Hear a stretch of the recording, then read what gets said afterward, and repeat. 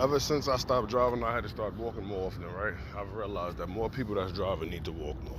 I used to get into tips with a bunch of people who drive who can't drive because these people come out the house like they're in some ultimate rush that only they're a part of, and everybody has to get out their way because everybody outside is the reason that they have to be in a rush.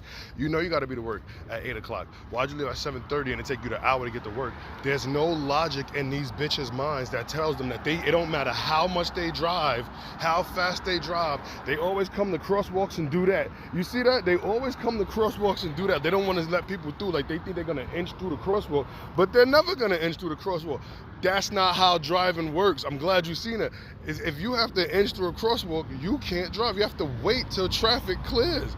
But they be in this ultimate rush while they always on the phone. Look, always on the phone. They're in these ultimate rushes where you got to avoid, as the pedestrian, you have to walk around the car in the pedestrian crosswalk.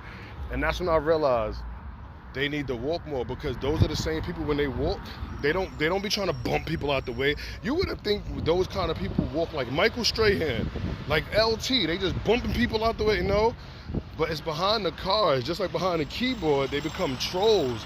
And it's like the protection that separation from humanity gives you makes them inhumane. They don't need to drive no more.